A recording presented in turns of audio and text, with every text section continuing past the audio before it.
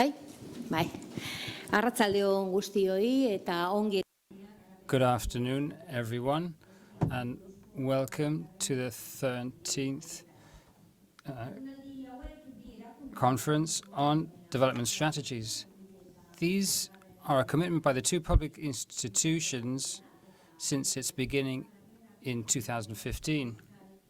Bilbao City Council and the Basque Government Cooperation Agency. At this meeting, we have not only people who work on development cooperation in the Basque country, but also feminist and women's organizations. And this year, people and associations who work in particular in the Basque country and in the field of humanitarian action globally. We want to debate and share practices, experiences, and strategies. We consider this conference as a space for exchanges between women from the southern and northern Basque country to learn about processes aimed at the empowerment of women with the aim of enriching and improving our development cooperation. So therefore, we welcome you and a particularly warm welcome for the women and men who have come to participate at this conference from different parts of the world, and also associations from Scotland, Spain, Norway, Colombia, Austria, Kenya, Lebanon, Palestine, Costa Rica, and the Basque country. We welcome you all. We give you a warmest welcome, and we hope you enjoy your stay throughout these days. At the same time, I hope you'll be able to enjoy our city of Bilbao. This year, for the first time, some people and institutions will follow the event via streaming and will have the chance to multiply connections and interactions between us all. So therefore, I'd like to greet everyone who has connected from their own country. Su 13ª edición, la apuesta de dos instituciones públicas. So this is a commitment by two public institutions, the Bilbao City Council and the Basque Development Cooperation Agency, specifically with the development cooperation fabric, feminist movement, and with people and entities who work in the field of development cooperation to share practices, experiences, and strategies. This conference is conceived as an exchange space between agents from the north and south to learn about process aimed at the empowerment of women and the integration of the gender perspective that's taking place in the south in order to enrich and have feedback on our cooperation practices. The equality between women and men is an essential condition for human development. And inequality for women is a reality around the world. That's why work on human development must focus its efforts on establishing the conditions for the empowerment of all women and to overcome those dynamics of inequality. Cooperation as a tool that should lead to the development of all people has to conceive its actions from that perspective, building development strategies through specific action aimed at breaking with those dynamics of inequality between men and women.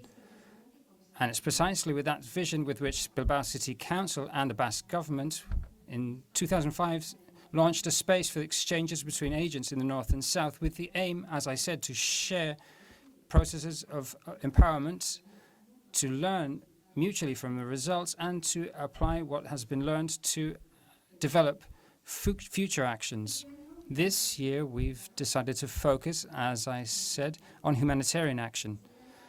As Mireia Cano points out, who supported us with the organization of this conference, the armed conflict and natural disasters have deeply different impacts on women, men, and children, adolescents, older people, and the LGBTI population. These different impacts do not arise with the crisis, but are based on gender inequalities that persist in society and are accentuated with the crisis. These inequalities mean that women and girls have a higher probability of experiencing adverse consequences during crises. However, we know that women are key people in the family, the community, and society in general. They're resilient in the event of crises, and they're often the first to respond to natural disasters or adapting to climate change. Humanitarian action must acknowledge the capacities of women and maximize the transformative potential of crises. At Lankidetza, the Basque Development Agency is committed to a sustainable human development model with the objective of achieving gender equality. For this purpose, it defines the integration of the gender perspective as a fundamental strategy and a cooperation approach that it promotes. This commitment has led Lankidetza to a number of initiatives. Among them, we should highlight the organization of this conference, where annually different cooperation agencies, so they can learn about, share, and analyze experiences in different development processes that they've successfully carried out in the south. And the area that the department I represent covers the fields of municipal intervention, international cooperation, immigration, and coexistence in diversity until 2019. And for 16 years, the municipal equality policy between men and women, gender violence, was also in our sphere, which meant that all municipal action in cooperation takes into account variables such as the gender approach, and this is a cross-cutting approach in all our plans. And without further ado, I will end by thanking you again for your participation here today and tomorrow. I think it will be much longer than today's session, and I'll give the floor to Mr. Ortega, who's the director of the Basque Agency for Development Cooperation. Thank you very much.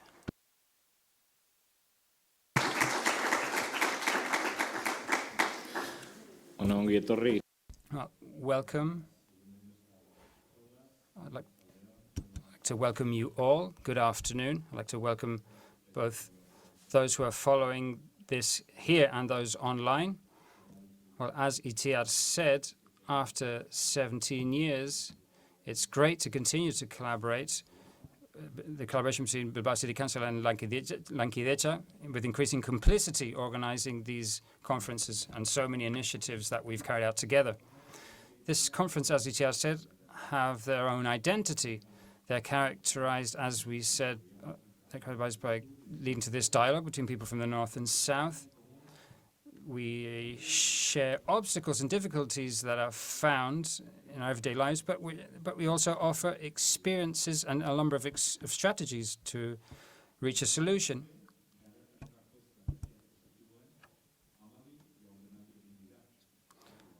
After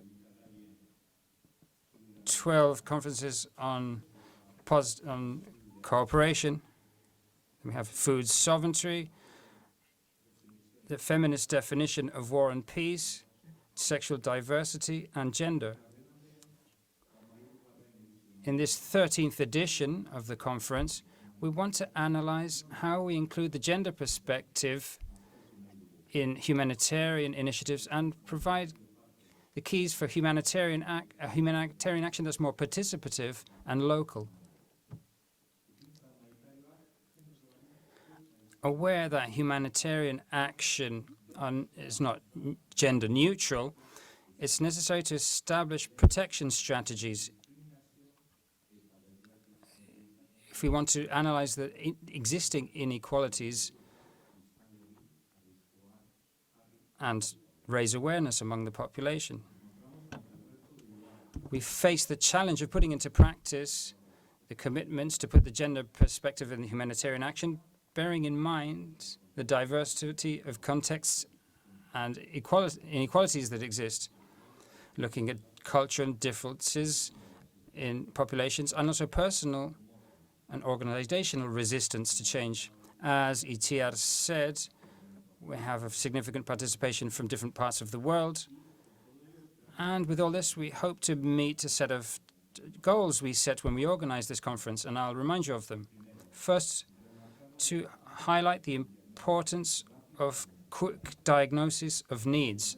2, to raise visibility of practices, experiences, and reflections from organizations of the different nature, contexts, sizes, and track record. And lastly, to debate on the obstacles when incorporating the gender perspective in humanitarian action and to provide tools to overcome them.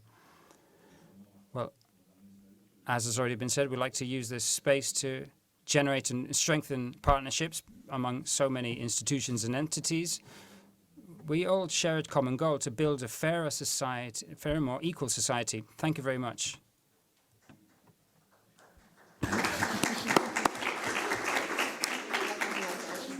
Bueno, y paso a presentar. And now I'll introduce, we are incredibly lucky and we have the great satisfaction of having Isidora Quay here with us. And very briefly, as you know, she's the head of gender equality and humanitarian action of CARE International. In 2013, she created the tool Rapid Analysis, Gender Analysis, and since then, more than 90 organizations in 60 countries have used it. Isidora is passionate about feminine leadership. She founded and co-directs the Women Lead in Emergencies initiative. She has a master's in gender equality by the Gender Equality Institute in the United Kingdom. As you know, CARE International is a humanitarian organization that's a leader in the fight against world poverty, founded in 1945. It has more than 70 years of experience helping people to face humanitarian catastrophes, providing vital assistance when there is a crisis, and helping communities to recover once they have overcome an emergency. They pay particular attention to women and to children who are affected disproportionately by catastrophes. Well, now we're going to give the floor to Isidora, but first...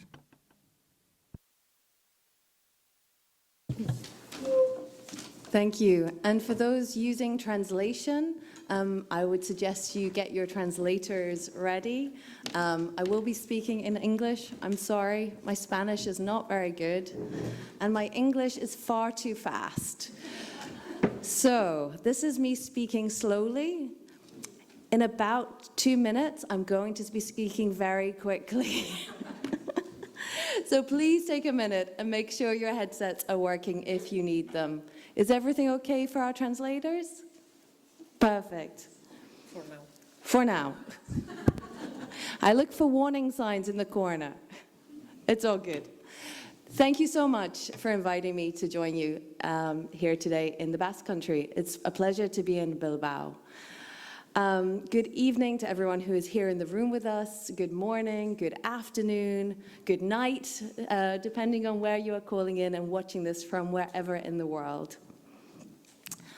Tonight, I'm going to ask you to think a little bit about how crisis is affecting you. How is crisis affecting your life right now? We've got climate change, we've got COVID, we've got the conflicts happening all over the world and in Ukraine. In many, many countries, we have a cost of living crisis causing inflation to get extremely high. Take a second. How is this affecting you already? I can tell a little bit about how this is affecting me before we think about what this means for humanitarian action.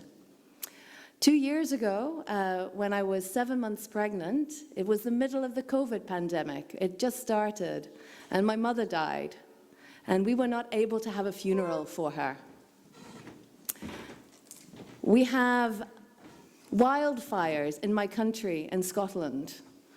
For those of you who know Scotland, it is one of the wettest, rainiest countries in the world. And we have wildfires in March. That's just after the winter. It's not even hot yet. To imagine the Highlands of Scotland burning, for me, that's quite impossible. Everyone in Europe knows it's so wet and rainy and cold. And also in my country, the cost of living crisis and the conflicts that are happening today means that we have inflation at the highest rates in 40 years. Inflation has not been this high since almost before I was born.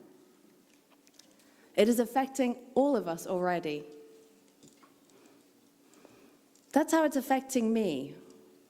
Take a look around the room. If you're calling in on Zoom, if you're watching this online, think about all the countries and all the people who are also on this call, joining us in this experience. I just shared with you 3 little stories, important ones to me, but that's just my story from my little country in my little corner of the world. Just really take a look around the room. Think about how many different people we are here. Each person in this room, each one of us in this world has a different experience of crisis and how it is affecting us already.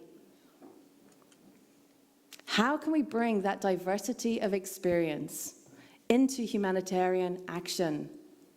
How can we use it as a strength to make humanitarian response different and better? When we think about gender, I'm inviting you to think more broadly than just male or female, or even people of all gender or none. I'm inviting you to also think about age. In this room, a few minutes ago, we had my son. He's 2 with us. And we have people in all ages with us. We have people of different abilities. We have people with different languages, different social class, different races, different religions. There's a lot of diversity that we need to think through when a humanitarian crisis hits. So how can we do that?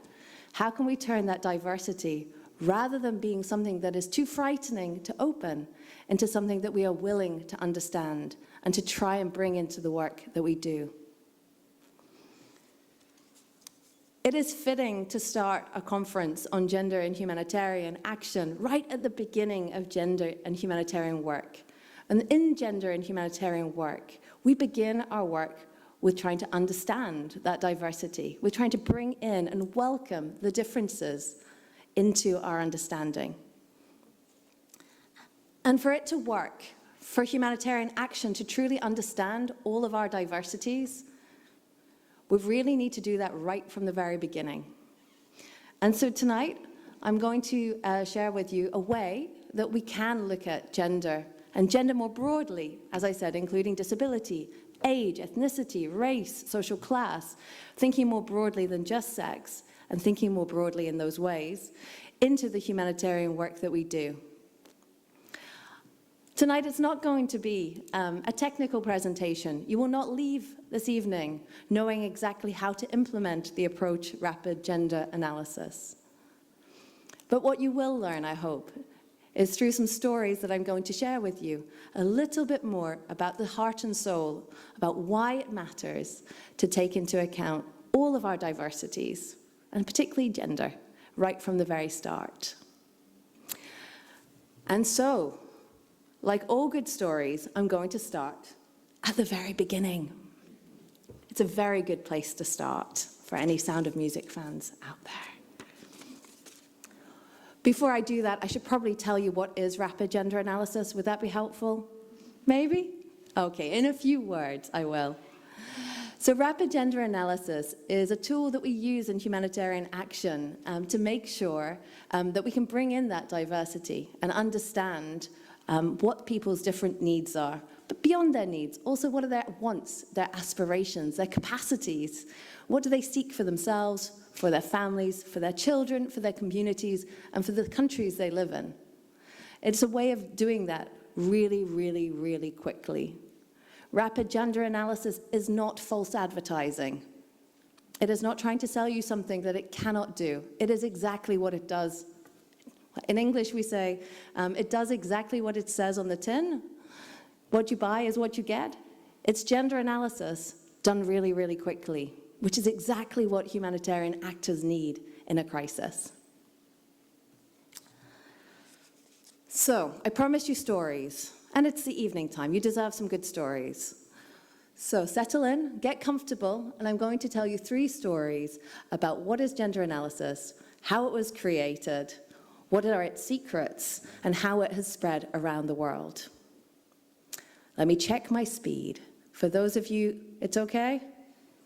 I see nods. All right, I'll keep going.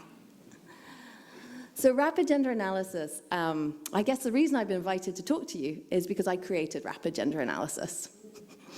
And I created rapid gender analysis in Syria in 2013. I know, I look very young. But 10 years ago, even almost 20 years ago, I was already doing this work. And what was happening in Syria in 2013 is, well, I don't know if we have some Syrians in the room. Do we have any Syrians in the room tonight? No Syrians? Okay. The crisis was so difficult at the time, 10 years ago. It had really only started quite recently. It started 2012, I think. I think it was 2012. And by 2013, it was already so dangerous that humanitarian aid workers from abroad were not going in. We all saw on the television what happened to aid workers and journalists who went inside, both Syrian, people from the region, and from abroad. They got killed and they got kidnapped. It was extremely dangerous. And so I was sitting on the border of Syria in a place called Gaziantep in Turkey and another place called Antakya. And it was my job to try and understand and unpack what was happening inside Syria from a gender perspective, the different needs of people of all ages and people, men, women, girls, and boys in its most simple form. And we really didn't know. There had just been a Syrian needs analysis called the SNAP, great name, that had not spoken to any women at all. I repeat, they had done a needs assessment of Syrian men. They hadn't spoken to any women at all. There wasn't any information about how women were experiencing crisis inside Syria at the time. And now that did change, but at this moment in time, 10 years ago, I'm asking you to come back to me when we didn't know what was happening to men, women, boys, and girls, and people of all genders inside Syria. And I was tasked to work with Syrian organizations who were the only ones working inside Syria, realistically at that time, to try and understand what was going on. It was a new operation for CARE International. We were not particularly well established inside Syria or on the border. We hadn't been working there for many years, as was the case for many organizations. It was new to us too. And most of the Syrian organizations we were working with were new to humanitarian action. 10 years later, they are old hands. They know exactly what they're doing. But 10 years ago, they were doctors, they were teachers, artists, they were journalists, they were radio presenters, they were all sorts of things, graduates, students. They were not professional aid workers. Crisis had just arrived in their country too. And we were all trying to figure out how to look at these issues. And so the first week, I was sent a gender advisor from the Syrian organization who could go inside Syria to a place called Dar ez-Zor, which is quite a remote part of Syria. It was mainly oil producing. It wasn't the main cities, it wasn't, a lot of the people we were working with were from the main cities. They were from Homs and Idlib and Aleppo and Damascus. They were not from Dar ez-Zor either. And we were struggling with this question of how do we do a gender analysis when I am the expert and I can't go in, and they've never done this before and they don't know what to do, and it's my first week. And I don't know how to help them. And I'm still pondering this question when it's the second week. And the person I was working with changes. And I have a new Syrian woman who I'm working with a new set of issues. And she also has never done this job before. And so we start again. And we start exploring what can we do and how can we think about it and what are the tools we could use. And then it's week 3. And this second lady has left. And we have a third person. Because there was a lot of people moving at this time. Things weren't stable. People were moving, people were getting refugee status, they were moving with their families, things were happening, their lives were happening as this conflict evolved around them. And the third week, I'll call her Farida, for her own safety. I was working with a third gender advisor from this organization, always a woman. We welcome men into working more on gender and humanitarian action, but it was a woman. And I started working with another woman called, I'll call her Farida for her own anonymity. And she turned and said to me, and I was explaining all the things I'd explained to the first 2 gender advisors about control and access of resources, about division of labor. If you have no idea what these terms mean in English or in Spanish, you're not alone. These are terms that we use in a technical gender analysis. But in your everyday life, they don't really necessarily mean a lot to you. Take a second, and Farida asked me a question. She said, But Isidora, how am I supposed to ask these questions in the community? I get it. I get what you're saying. You want to understand these things. Right, I get that. But how do I go and ask somebody these things? Imagine it. Imagine looking at your neighbor, the person sitting next to you. Imagine turning to them and saying, so, madam, sir, how do you and your household decide how you're going to spend your money? Do you have good control and access to resources? Do you have a fair and equitable division of labor in your house? Would you know how to respond if someone asked you? Probably not, right? It's a pretty abstract question. But Farida said to me, okay, I get it, I get you. She was perfectly smart, as was everyone I worked with. But she challenged me to say, look, this terminology you're using, this jargon, I get it. But how on earth do I go to a community in Dar ez-Zor and ask these kinds of questions in a way that's going to be understood? How do I do it? And we were just figuring it out together. We were working on this, and we were beginning to kind of practice and figure out some good ways to ask these kinds of questions in less technical ways. And it's now week 5, and we're about to go in, she's about to go in and do the assessment in Dar ez-Zor. And then Farida gets refugee status in Sweden, and she leaves. So now I have a fourth gender advisor to do a gender analysis in Dar ez-Zor with.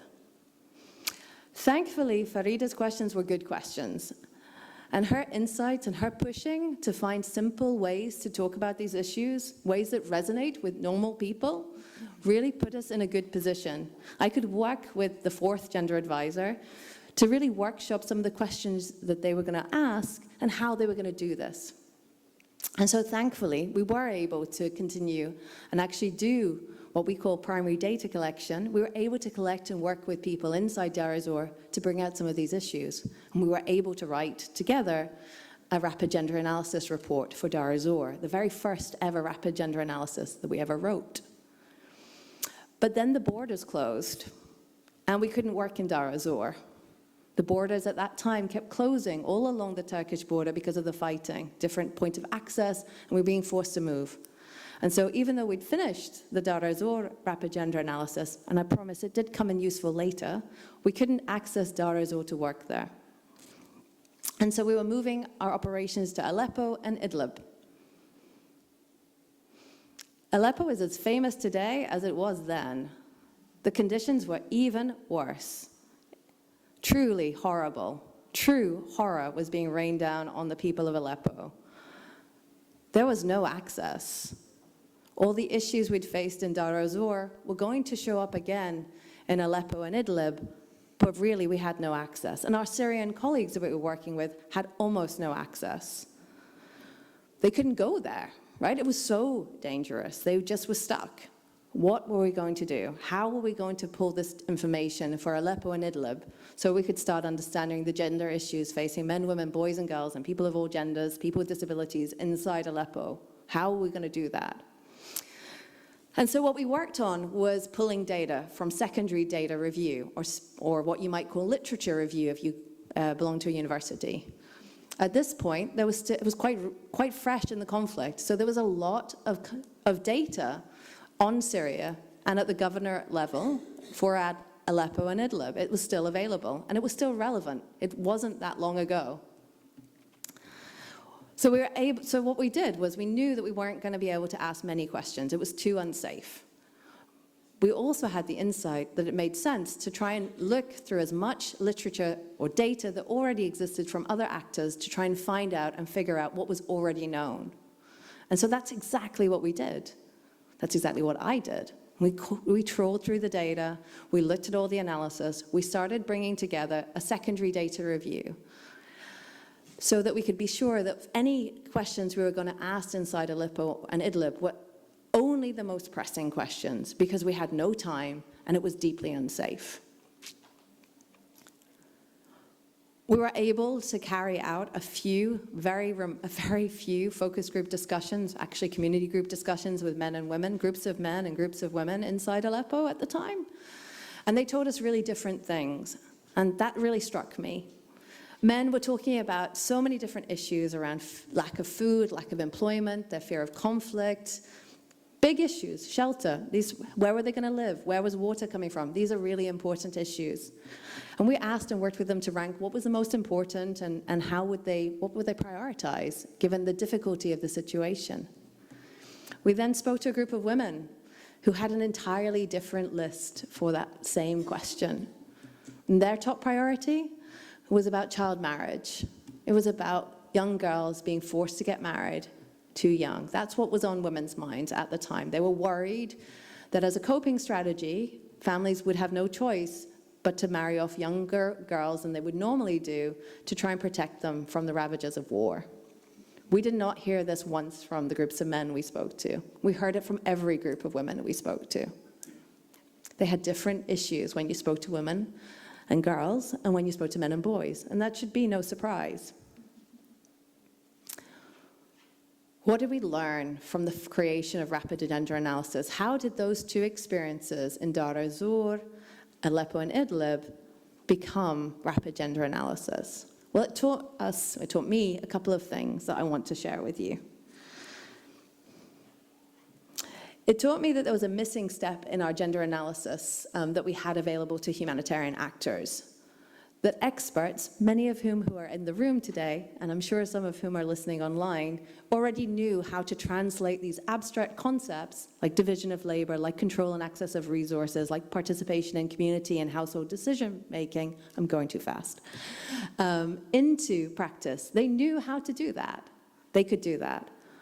But for many, many people, for the majority, there was a missing step. We hadn't unpacked how to do that and what that meant. And so that was really important. Unpacking that missing step was something that was needed. We also learned that that gender analysis could be progressive, that you could build it up over time, that you could scour existing data to find and concentrate on building new analysis out of old data and focusing on just a few new extra areas of inquiry. And finally, it seemed like this was a problem that a tool could help with.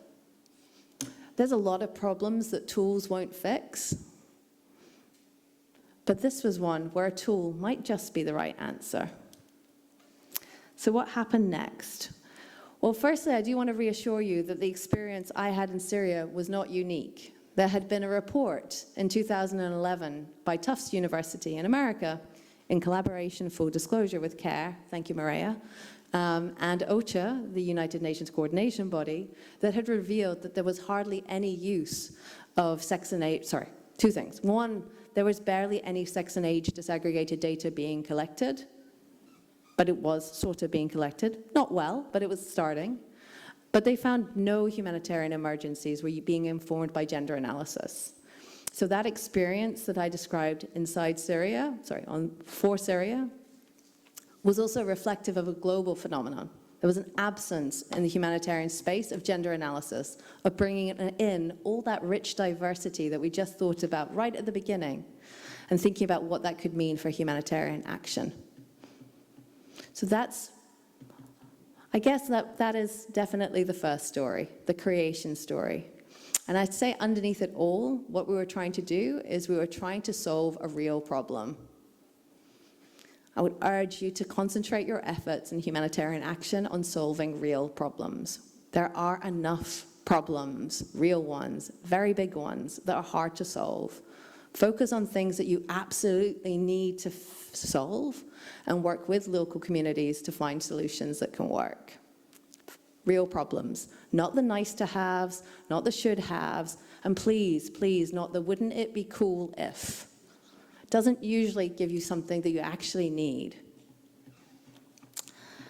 The second story I'd like to share tonight will be a little shorter.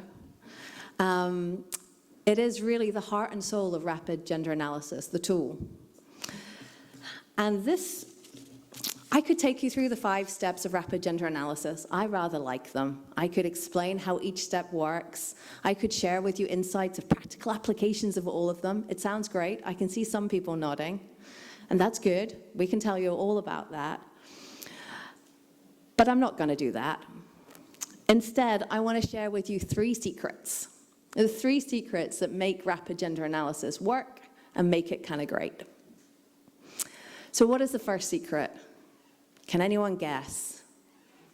Ooh, nobody dares. All right. The first secret is it's rapid, it's fast. It's really great. In the past, we had rapid gender analysis builds on gender analysis from development settings. It does not ignore them. It builds on that. But those development analysis frameworks and the tools designed for them take time. 6 months, 10 months, 12 months, 18 months. These are not uncommon periods to try and understand deeply rooted gender issues in a particular context. And if you have time, that is perfectly legitimate. In a humanitarian emergency, decisions are usually made within the first 24 to 48 hours by donors. Those decisions will have a huge impact on how that crisis plays out, what the humanitarian response looks like, and generally, it's entirely gender blind. It ignores completely the different needs of women, men, girls, and boys. So the first thing the rapid gender analysis seeks to do is to be really, really fast. Most recently, with the Ukraine crisis, we came out with the first rapid gender analysis within 36 hours. CARE has no presence in Ukraine. We were not experts on Ukraine. We did not know Ukraine. We were able to pull the first data within 36 hours. We pulled the first report in about 4 days. It can be done, and it needs to be done that fast if it's truly a rapid onset crisis. I'll talk later about some slightly slower analyses that are also using the RGA methodology, but really, in a rapid onset emergency, you need to move fast, and rapid gender analysis allows you to do that. So that's the first thing. It can be done. Do not wait. It can be done. How do you do it? There's 2 ways. One is really obvious. It's progressively building up your understanding of gender issues over time. You're not going to understand everything right from the beginning. You might want to, but that is going to slow you down and mean gender analysis may take months. I go back to my comment about development gender analysis. What rapid gender analysis seeks to do is to say, look, this is what we know now. We're going to use as much secondary data, existing data, that we don't have to go out and collect new data from, be it of this crisis or be it before the crisis. We're going to pull all that data and analyze it really well. And we're going to add primary data, the news stories, the new insights as quickly as we can, and keep building up that image, that picture of what is happening in that context. It means we publish a lot of rapid gender analysis reports. I'll go back to Ukraine. 1 in 36 hours. One went out in 4 days. Another, we did one for Poland the week later. It took a bit longer. We used all the Ukrainian and Russian language materials we could find for inside Ukraine, so that took another 3 weeks. We've just completed inside Ukraine data collection. It can be done, but it's done progressively. You don't try and do everything right from the get-go, because you'll miss that magic window when decisions happen and when action starts. And you need your gender analysis to be rapid and available right from the start. So that's not so controversial. Here's the second part of that principle. To do a progressive gender analysis and to do it fast, you have to get comfortable with imperfection. That's right, everyone, imperfection. I'm not lying. I'm going to be very transparent about this. You can't do perfect gender analysis, probably ever. You really can't do it in a humanitarian crisis at massive speed. It's not possible. There's going to be gaps in your knowledge. What you do with rapid gender analysis by building it in progressively is you build in the imperfection. This is what we know. This is what we don't know. This is what we need to find out. This is what we'd like to find out, but we're unlikely to be able to find it out. You build in and acknowledge imperfection into the process. And I can tell you that has probably been the biggest journey for most of the gender advisors we work with in humanitarian action, like everyone else. It's uncomfortable to be imperfect, and it's extremely uncomfortable to be imperfect and publish all of those imperfect reports with glaring holes in them. And the only way to do it is to say, these are the gaps. These are the limitations. This is what we missed. And this is what we're going to do about it. The third secret, so I've told you about our dirty secret, that we're not perfect and that we have to embrace imperfection. The third secret is to get practical. People, nobody wants to read 17 pages of your recommendations. I know. You've done a great job. You've collected a lot of data. You have important insights. If your recommendation pages are that long, and I have seen bullet points of 17 pages of recommendations, no one can implement your recommendations.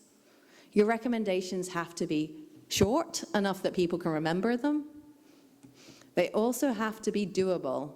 You should be able to, and I'm not saying we get this right at CARE every time, we don't, but ideally, the principle is you should know how to act on these recommendations. Again, not a lot of should've, could've, would've, wouldn't it be wonderful if, sorry. That was a sorry for the translators. That was a very, very fast phrase. But if your recommendations are so aspirational, nobody can figure out how to put them into practice, they're not very good recommendations. If your recommendations are so impractical that nobody wants to put them into practice, that's also not great. Those are the 3 secrets to rapid gender analysis. Those are the 3 reasons it works. It's fast, it builds up a picture progressively, and doing so embraces imperfection and builds it into the process, and it's incredibly practical. And those things also apply to the toolkit, not just the reports. So rapid gender analysis is an approach. It is a series of reports, hundreds of reports about what is happening all over the world. But it's also a toolkit. And the toolkit itself was built up relatively quickly because there was not a toolkit that did this. We built it up progressively and kept iterating and improving.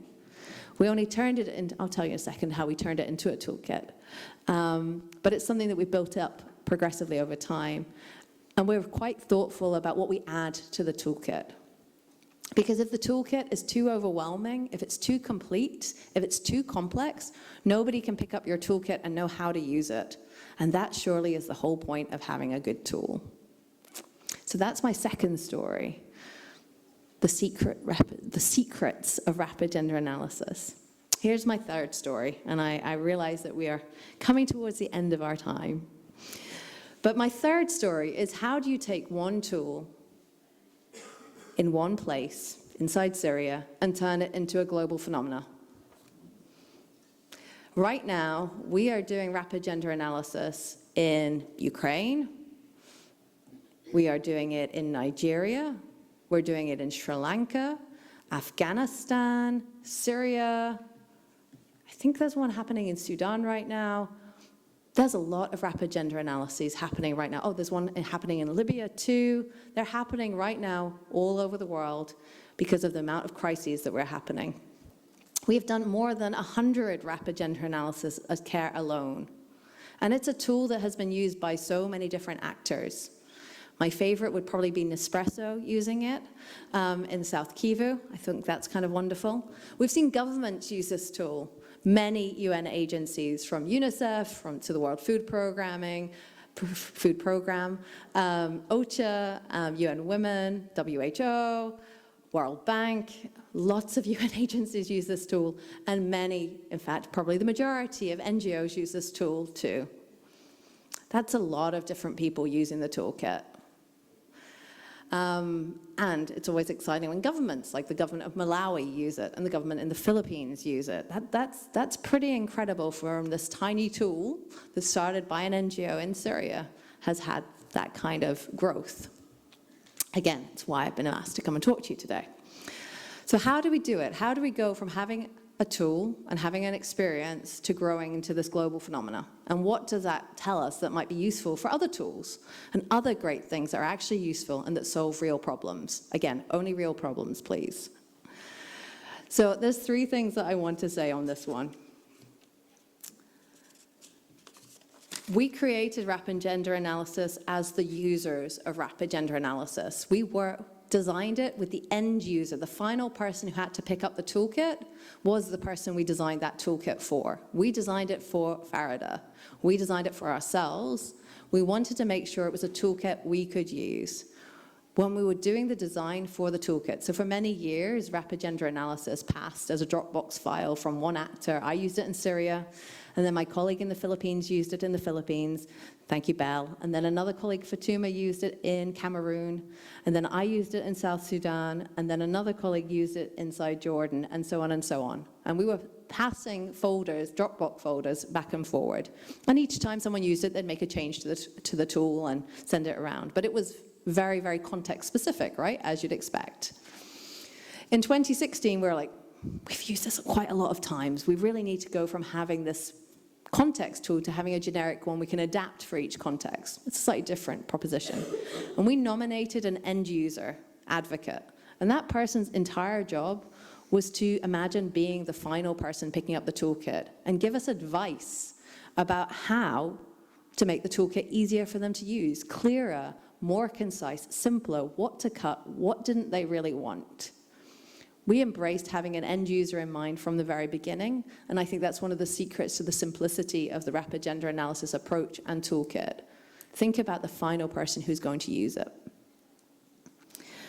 The tool is open access, so anyone can use it. It's launched on the Creative Commons, and so you're welcome to use it yourselves. It always has been open access to all organizations and anyone who wants to use it. We've never tried to keep this tool away from people or to put it behind a paywall or to hide it in the grey literature of organizations. It's always been open access, and that's important. And I would like to flag the tool is now available in Spanish. So if you'd like to use the Rapid Gender Analysis Toolkit, it is fully available in Spanish. We also had a problem. It was really hard to figure out how to train people in rapid gender analysis, and we had no budget to do that. We could maybe scrape enough money to run one training, but we knew with all the turnover, we were going to need to have lots of training. And we had no budget to run trainings every year. We're an NGO, and this, training costs money, and we couldn't figure it out. And so eventually, with this real problem in mind, we decided that what we would do is we would offer our training out to the entire humanitarian system for a small fee. Now, granted, the first year I got the fee structure completely wrong, but now we run training every year at a relatively low cost in French and English, and we've run it in Spanish too on rapid gender analysis. So in addition to the toolkit being open access, the training is also very accessible too. We've had more than 90 agencies from 60 countries, small, tiny agencies to huge agencies, take our rapid gender analysis course. It's the only one out there. But because it's there and because it's cheap enough for people to be able to afford to take, people take it. And that has also been really helpful. The final point in terms of growth that I'd stress is innovation. And by innovation, I don't just mean digital innovation, although I am a fan of using digital tools. There's a revolution happening in qualitative data collection, so stories and key informant interviews, and the kind of heart and soul of rapid gender analysis is qualitative analysis, and it's getting easier to use digital tools, including our own tool, the Voice app, to collect that data. But when I say innovation in action, I'm not talking about digital tools. The toolkit and the way it's been very much a collaborative process has grown both globally and locally at the same time. And I think that that's an important point to make here. Right now, we're working on a global version called for interagency rapid gender analysis. It's called Step 0. It's not yet in the public toolkit. But in Step 0, it's all about how do you do a rapid gender analysis with more than 50 organizations and actors, from state actors, 50 organizations. I promise, it's a nightmare for organization. It brings a level of complexity to organizational planning, sign-off, structures, reviews, and work that needs a different set of structure. And so we've created Step 0 to really build in that kind of complexity and process methods and feminism and inclusion into those processes. It's not useful for most RGAs. You don't need it. But if you're trying to do a national, multi-actor rapid gender analysis, which is what's happening, just happened in Ethiopia, it's happening right now in Afghanistan, you need an extra step. And so we've been willing and able to innovate and work with other actors at a global level to standardize rapid gender analysis, but also to adapt it to different needs.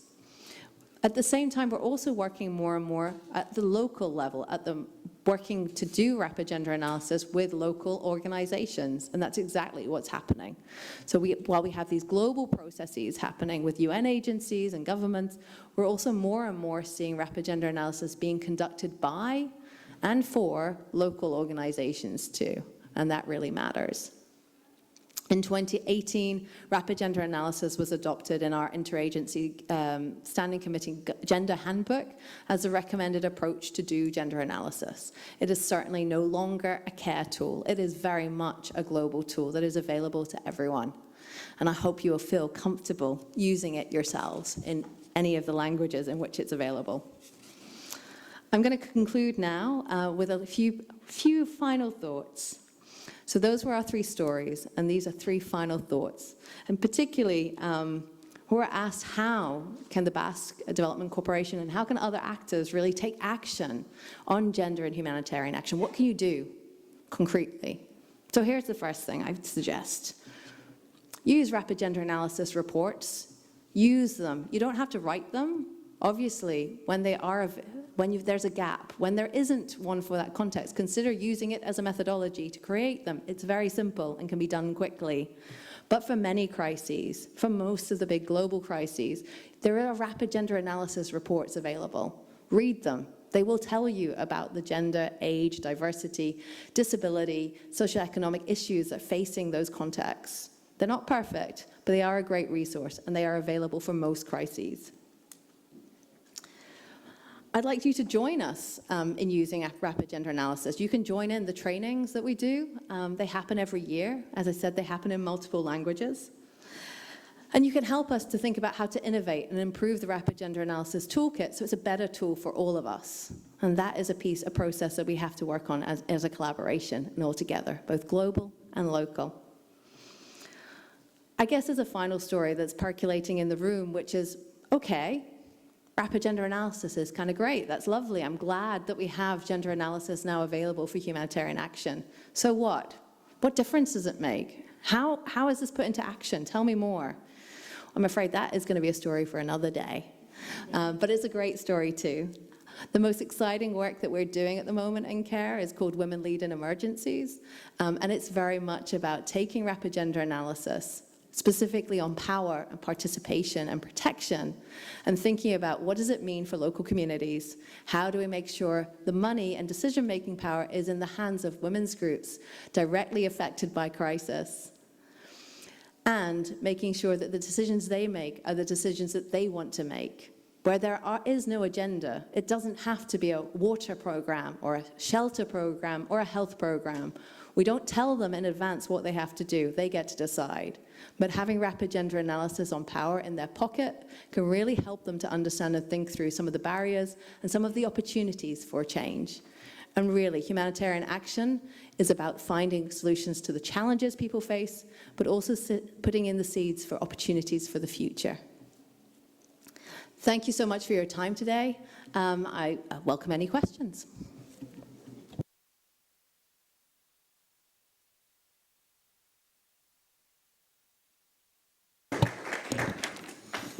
Bueno, muchísimas gracias, Isidora. Thanks a lot, Isidora, for your stories and for sharing your secrets with us. And now we have 2 ways to participate. Here, people who are here can raise your hands, and we have some colleagues with mics. And there are some other people hearing us online, and you can write on the chat, because we have some people having a look at the chat and see if there are participants asking questions there. Otherwise, we can ask something here. Vale. Si hay alguna intervención. If there's someone who wants to talk, please let us know where you come from, your country, and the organization you come from.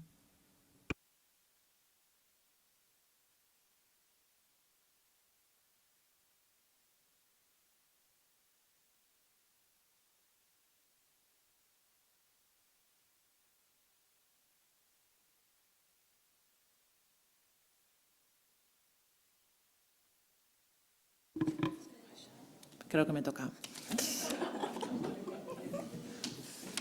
Venga, vamos a esperar y yo luego me reservo la mía. Okay, let's wait and then I'll ask my question. Good afternoon. First of all, thanks a lot for your presentation, because I think it's been very suggestive and interesting. I've enjoyed it a lot. I know you won't tell us everything about the toolkit, but it might be interesting to have some examples, because at the beginning you have mentioned gender intersection, considering many other elements like age, social class. Maybe there's some example of some questions, of some ways of looking that you try to integrate in this gender approach, that broader approach, because sometimes we tend to have a look at it only as something male or female in gender issues.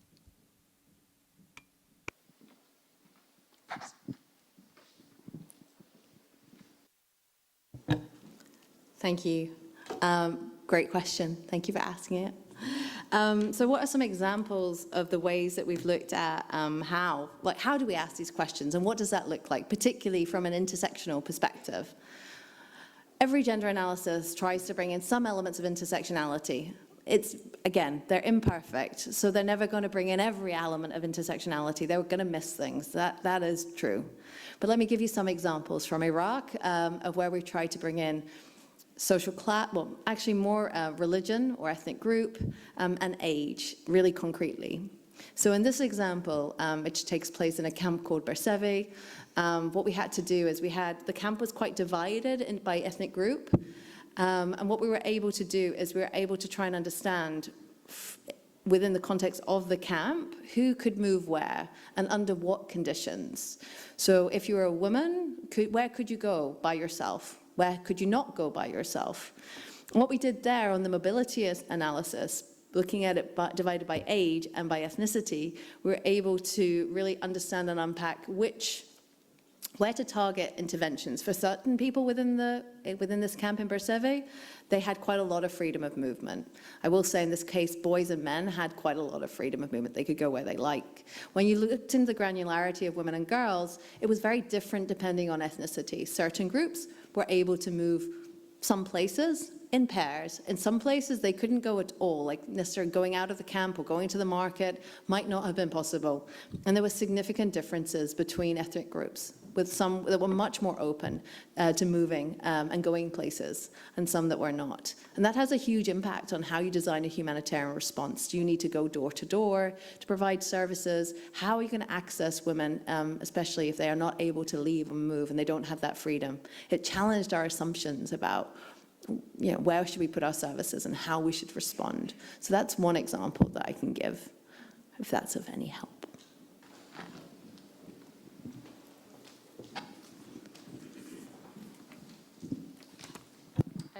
Hi. So my question is how you collect the information. Are you using like people from the community? How you train them? How you make sure that the information collected are correct, accurate?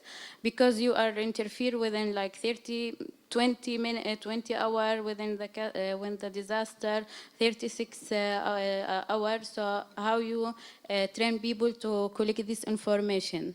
And do you depend on people or reports coming out from the government, from the local NGOs, local people? And this is my question. Thank you. Thank you. Another great question. So there's two questions in there.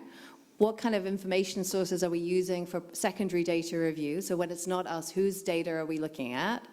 And then other question, which was your first question, your primary question, is how do we collect data that quickly? Like, what on earth are we doing? And have we got any checks and balances to make sure it's right? Yeah, and how do we make sure it's safe for people?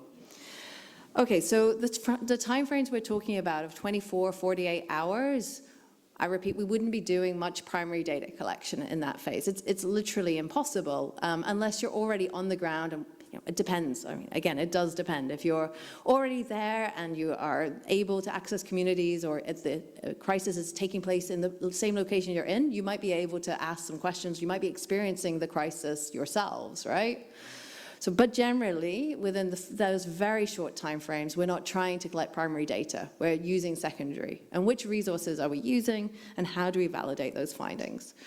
So, there is a challenge here, and I think this is why localization is so important for rapid gender analysis, because in many cases, if you're coming from the outside, you may not speak local languages, right? You'll be forced to comb through only the data that's available yeah, in languages you do speak. So imagine you were doing this in Scotland, but you didn't speak English, and you could only look for resources in French or Spanish on Scotland.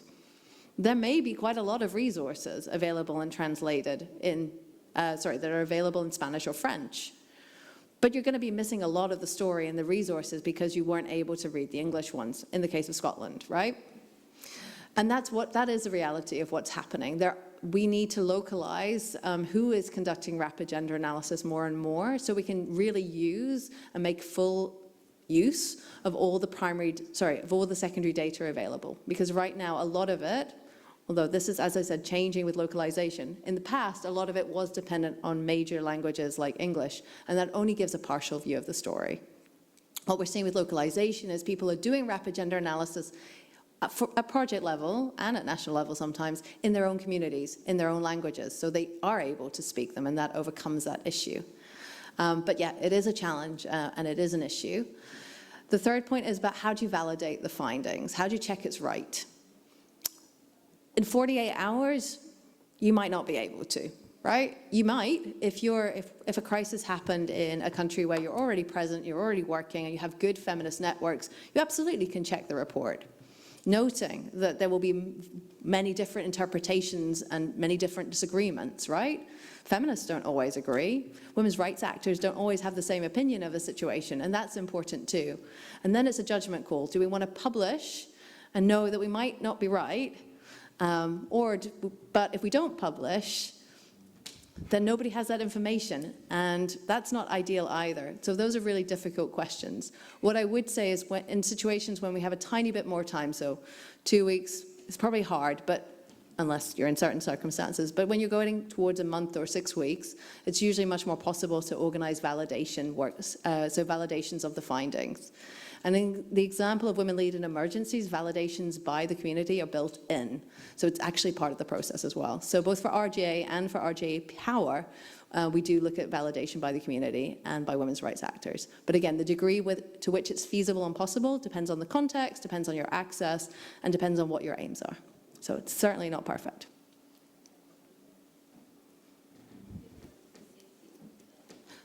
Sorry. Yeah. The safety aspect depends on the context. In some areas, it's not such an issue, right? In some contexts, it's a huge issue. How do you keep your team safe? There are many, many ways that we can work on safety for the community, but also safety for the enumerators and enumerator training. So enumerators is the jargon we use for the people who go and collect data. That's what we call them, enumerators. There's many different ways of working with enumerators. You can work with paired teams, so brothers and sister teams. They may not actually be brothers and sisters, but there's a male and female pair who can go out and who often choose to work with each other, right? You can certainly take steps in very dangerous situations of limiting the amount of time that people are going to be going out and collecting questions and the length of the questionnaires. So often we design questionnaires that can be an hour long, but in a high risks, highly insecure environment, that's not safe for the enumerators. And so by doing really good secondary data review, you can actually focus on the very small number of questions. We're looking at this for Afghanistan right now, right? There's a million things we'd like to ask people about how life has changed under the Taliban. Really, there's a lot we'd like to know. But we're putting people at risk. Each minute extra that they spend asking people and interviewing people, they are at risk, and the people they're talking to are at risk. And so you have to balance. It's one of the safety mechanisms that's built in, is focusing only on the essentials. So yeah, those are some of the strategies we use.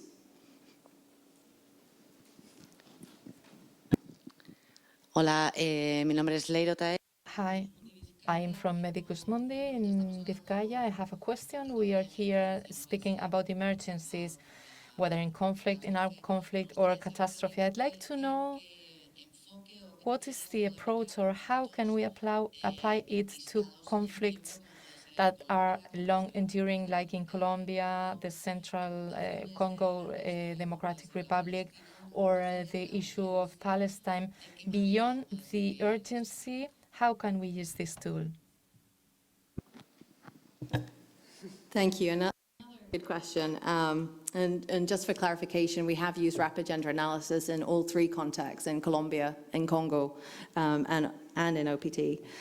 What I would say in long-term crisis is it does become you do reach saturation point. You'll reach a point in a rapid onset crisis where RGA, rapid gender analysis, is not deep enough, where you want to go deeper and you want to unpack longer issues. So there is a natural ebb and flow to things. Sometimes in contexts, I know the Congo quite well, I lived there for 3 years. In a context like Congo, things can change really dramatically. So you might be in a very protracted crisis, but you might have repetitions of spikes of emergencies that are happening. And so that you might be in a rapid gender analysis almost all the time, where you're doing one and then, something new happens, you have an Ebola outbreak, and then you need a different RGA about Ebola and health, and then there's a natural disaster or flooding somewhere, or the conflict gets worse. So in certain contexts, it does feel like we're just staying in rapid gender analysis land. That's where the programmatic approaches like rapid gender analysis on power can be so helpful, because they help you to unpack some of the longer term issues that you might be looking at. But there is more generally a point in a crisis, especially in countries which have been in crisis for decades, where other tools are going to be more appropriate. Rapid gender analysis is often used in development projects, actually, because it's so quick and because it's so easy to do. But it's not designed for that. And there are some excellent gender analysis tools for when you do have time to unpack those power and gender issues. So yeah, it's really a judgment call about what you're facing and what makes sense in your context.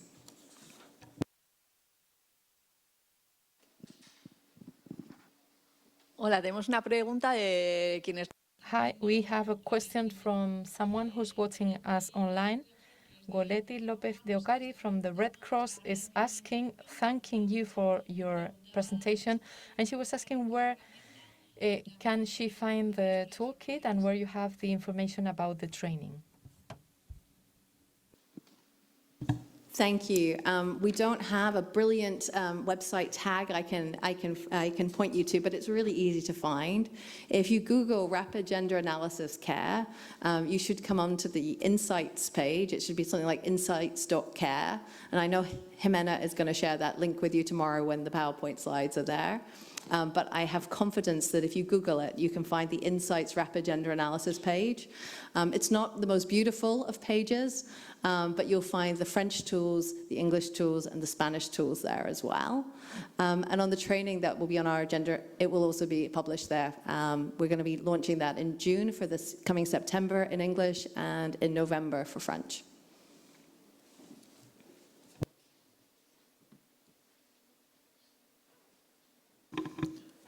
Me voy a lanzar yo a hacer la...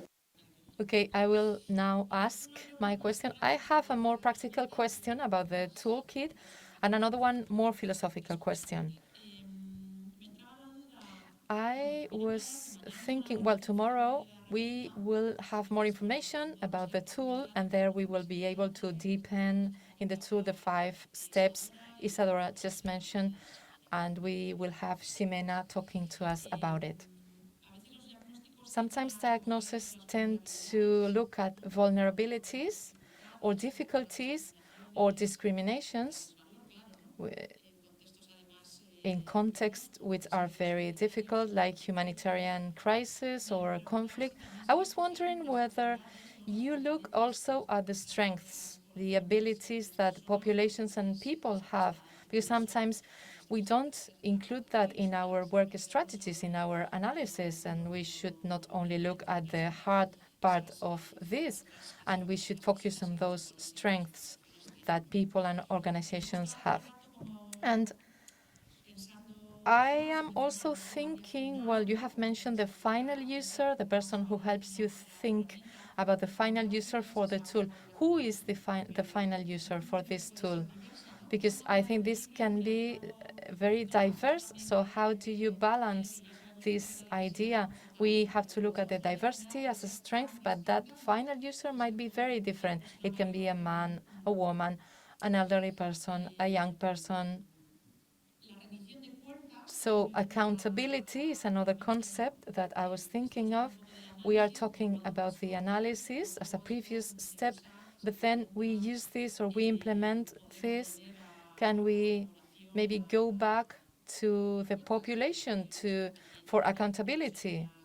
And this is something we should do in humanitarian action. And another question, maybe a little bit further up, you were talking about real problems. It has to be something practical. It has to be an answer to real problems. This you have underlined.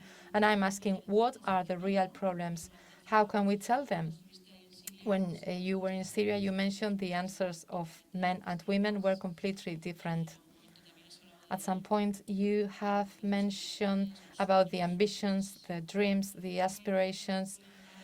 Does humanitarian action reach that far? Can it get that far? Or maybe we have to think of this as something aspirational?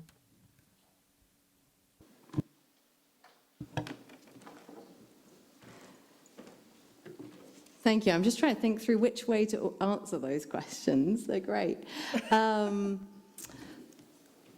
Okay, let me take them in order. So, do we look at strengths and capacities as well as weakness and vulnerabilities? As you said yourself in the question, it's perfectly appropriate in humanitarian crisis to look at people's needs, to look at their vulnerabilities, to look at their problems and the issues facing them, of course. But it would be a mistake to not look at their aspirations, their capacities, and their coping strategies, both positive as well as negative. Coping strategies is something we say often to mean what people are doing that's harmful to them or their communities, but it's often a very positive thing as well. Yes, rapid gender analysis is based on a gender analysis framework that looks at both problems and needs and strengths and capacities. It looks at both. And it does. There's 7 levels of, I'm going to get really technical. So within a rapid gender analysis or a gender analysis, it's underlined by something called a gender analysis framework.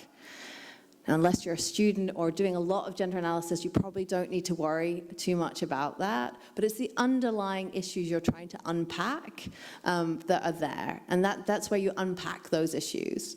And rapid gender analysis is based on the Care Good Practice gender analysis framework. And in those, one of those areas of inquiry, so the things that we try and unpack to understand people's practical and strategic needs, are people's aspirations as well as their capacities. So it's built into the toolkit to look not just, as you said, at strengths, but also aspirations. What do people want for their lives and for their families? So yes, that is in there and should be included. It's often something people choose to leave out, because it doesn't go with the narrative. In a crisis, we want to see need. But it's really important that we take the time from a technical perspective to understand capacities, coping strategies, and aspirations, what people are doing for themselves. Because like all of us in a crisis, we're not sitting passively waiting, we're also taking action. And that's exactly the same everywhere in the world. No one's passively waiting. So understanding what you're doing today, what you want for yourself, and what you're hoping and dreaming for the future is really important. And yes, we have tools. My favorite tool would probably be the storytelling tool in the Rapid Gender Analysis Toolkit, which gives you space to say, what are your dreams and hopes for the future, for yourself, for your families? And I always think that's probably one of my favorite things to hear, when you can go from just thinking about the immediate needs, which is so powerful and overwhelming, to thinking about hope. That's a beautiful conversation to have with people, and it's a real privilege to listen to. Who is the end user?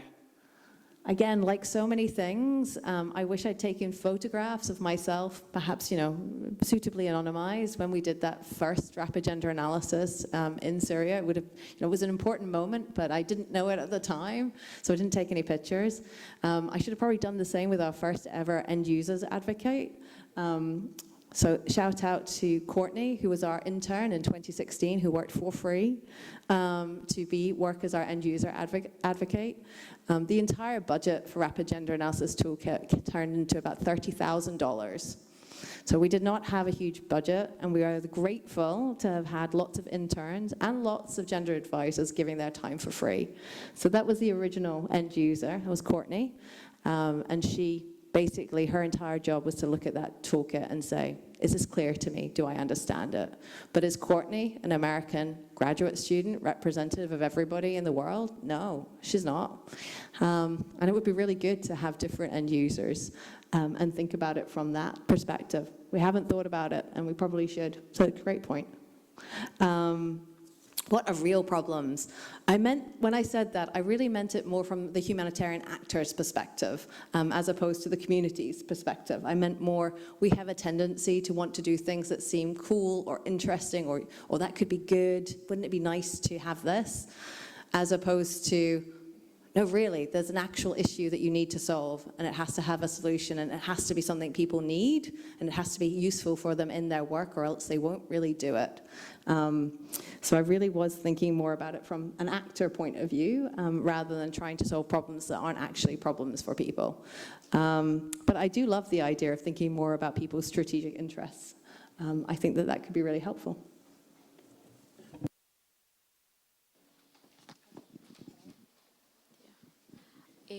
When you were explaining the whole Cuando explico or related to disaster risk reduction, which is identifying risk. It's a grassrooted tool, identifying risk and like identifying the resources available to coping with this risk in the future, and let's say the key actors responsible for this risk. So there is some similarities to that with this tool.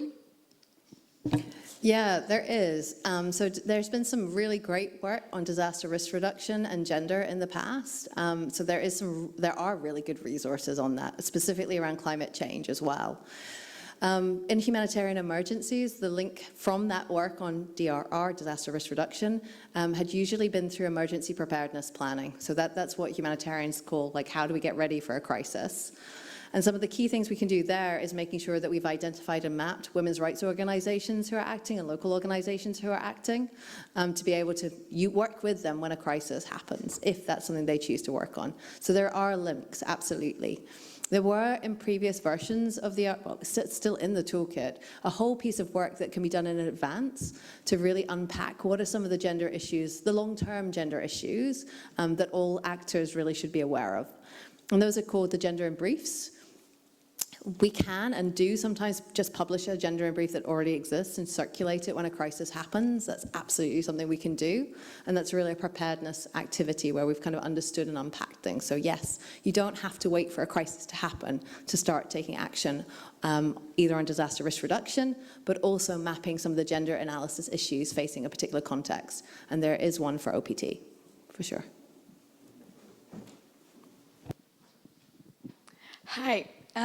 Sorry, I want to ask you about how to use people as resources. Is there any criteria regarding to who you ask first and so on, or it depends on the context? Laura, tell me more. What are you thinking about? I'm thinking about that you have 48 hours to get that first report done. What do you do first? Do you work with locals? Okay, so real time, what happens if you, what did we do for Ukraine? And what would we do for many crises like that? We would start, so I have a really great team at CARE. There's more than 40 of us who I have a pleasure of working with. And so often what we would do is we would start trawling through, so we do this a lot. So we're quite clear on some of the key pieces of information that might be available, both globally and where to find some of the national things. So quite sincerely for Ukraine, we started pulling census data. So looking at the census. So it's not getting on the phone to people because it's a crisis and often the phone lines aren't working and who do you call and whose voices aren't you hearing. The very first things we'd be doing is what does this population look like in terms of male and female, in terms of age? Is it a really female-centric population or is it a more balanced population? Is it a particularly young population, an old population? Does it have I'm talking too fast, a high rate of disabilities, those kinds of things. That kind of information is available from secondary data review. Those would be some of the basic, what is happening in this country, who are the people there, and that would be the first step. And the second step would be really to pull gender analysis. Cedaw shadow reporting is incredible for everyone who's spent time writing their Cedaw shadow reports. Thank you. We use them all the time. They're really great. The Cedaw shadow reports bring together the voices of women's rights organizations and civil society to pull their analysis and understanding of gender roles and relations in their particular context. So we'd use things like that. So it's a mixture of data points and analyzing that, gender analysis that already exists, pulling different pieces of information from different sources. And yeah, we often also use a follow the sun protocol. And so what happened for Ukraine is that when one person goes to bed, another person in another time zone starts working on this and starts going through the data some more before passing it on to somebody in the Pacific and Australia, who then keeps working on it while everyone else is asleep, and so on and so forth. So those are some, if we really have to work fast, those are some of the ways we do it.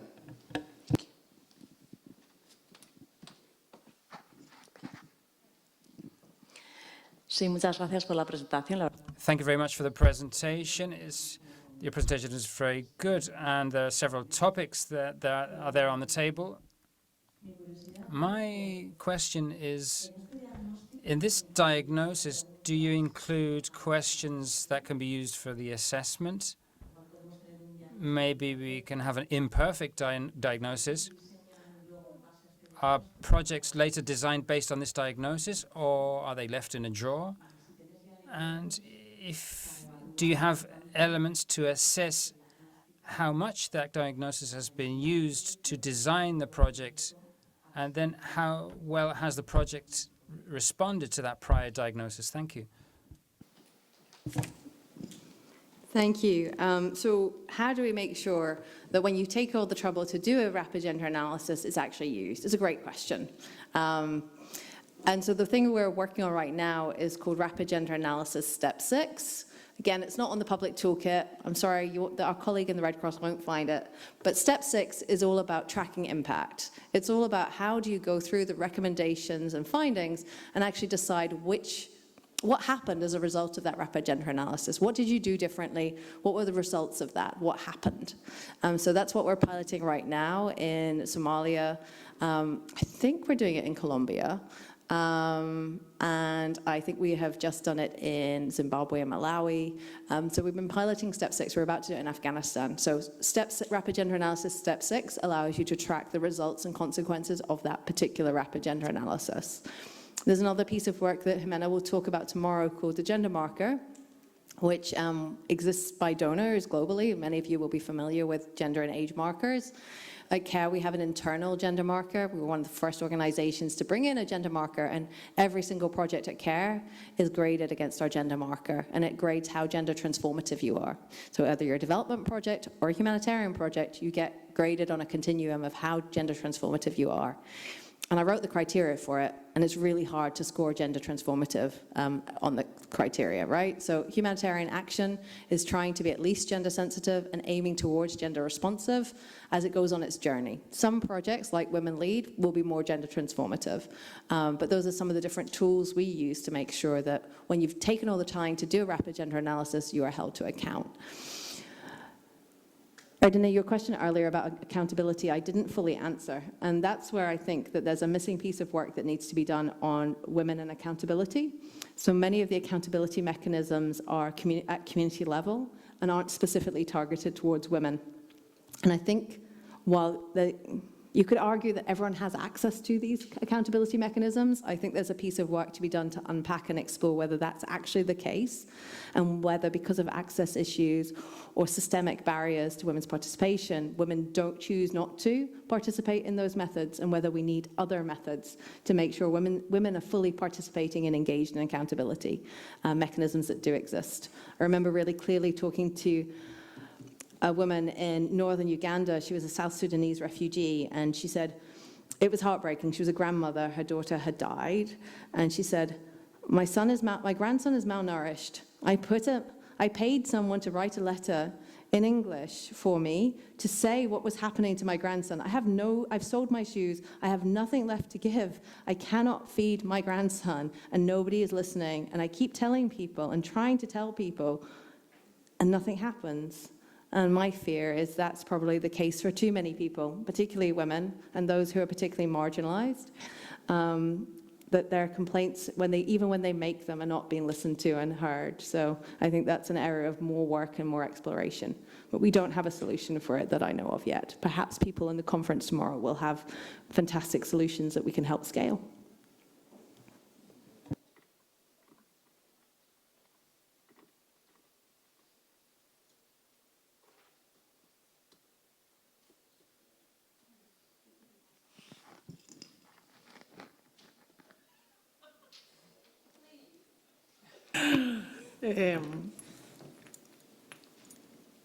A veces, cuando hablamos de género, Sometimes when we talk about gender in humanitarian action, we say that gender inequalities grow with crises. No, they already existed, didn't they? So I think, in your practice, what are those gender inequalities? Maybe there are common things.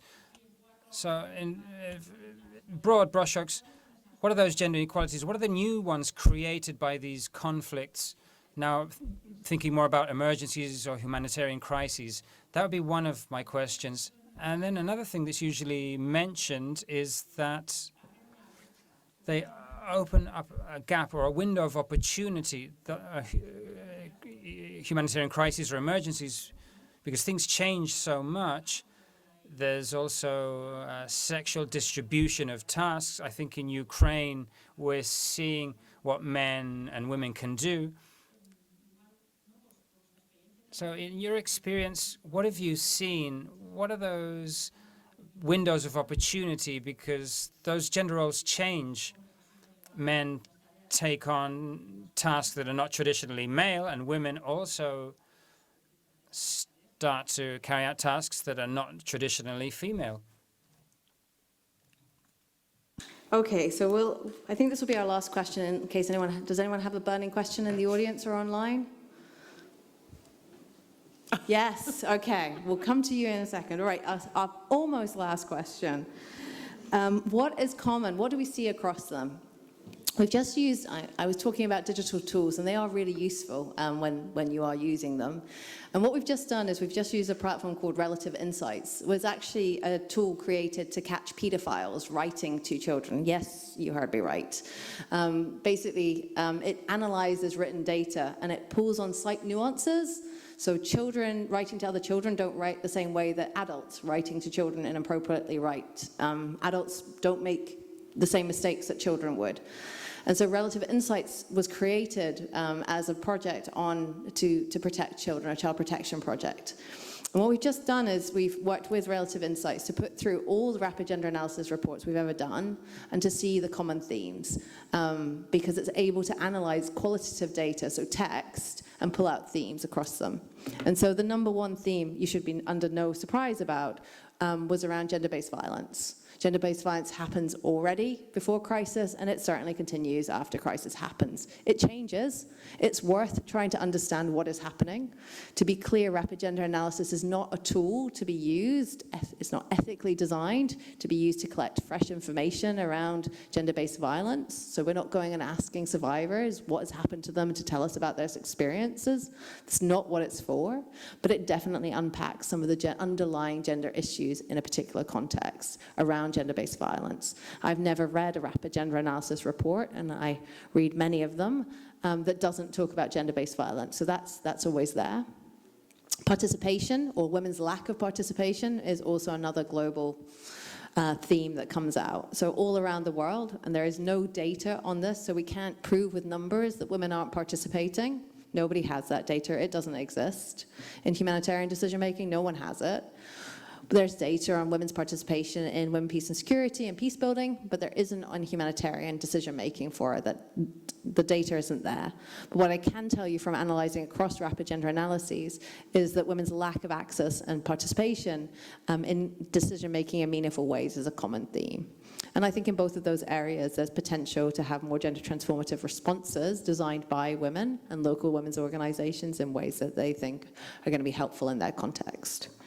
So what are the opportunities? You're absolutely right. There are opportunities for new gender action that take place, and I think those are the pieces where we actually work with communities to understand power and participation and protection issues and unpack them and figure out where do groups of women that we work with want to put their energies? What do they want to do? What opportunities do they want to take?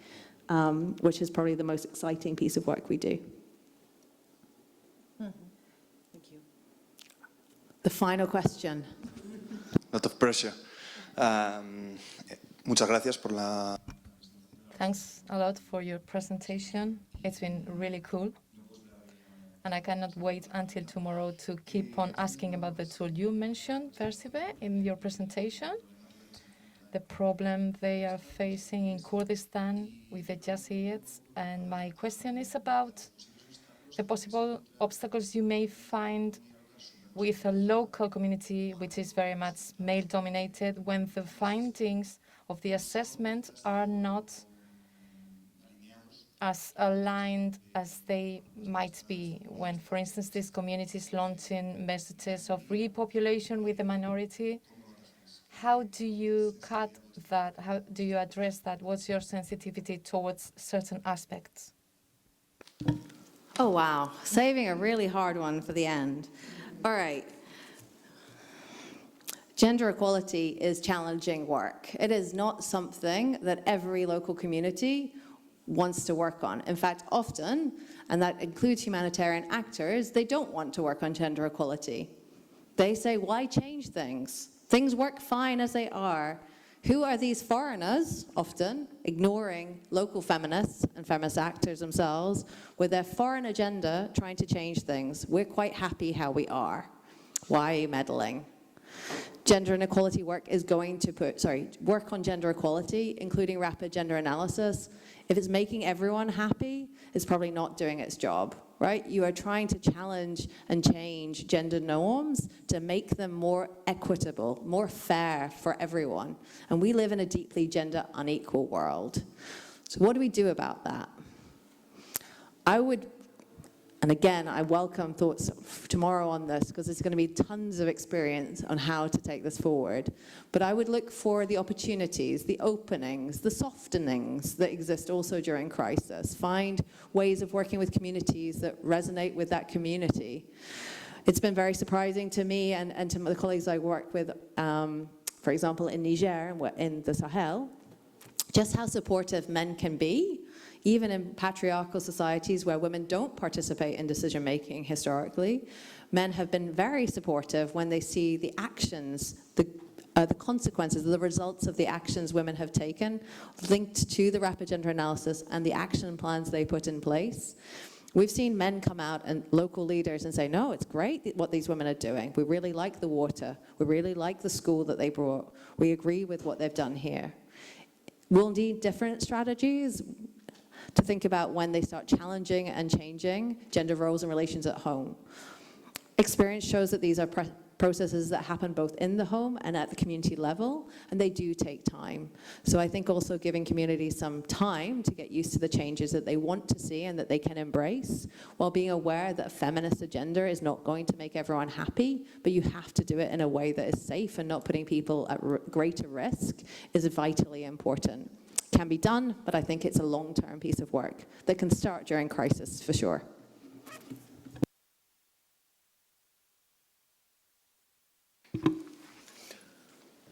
Bueno, pues muchas gracias. Thanks a lot to all those participating in the questions. Thanks a lot, Isidora. It's been a pleasure to start this conference with you. I think you have created a big expectation for tomorrow. I'd like to greet those people who are following us online. I'd like to ask you to keep your earphones, those of you who are here today, because you can reuse them tomorrow. And I'd like to encourage you to come back tomorrow. We'll start at 9 in the morning, and we will start with an explanation of the rapid gender diagnosis. So I hope to see you early tomorrow. Thanks a lot. Thank you.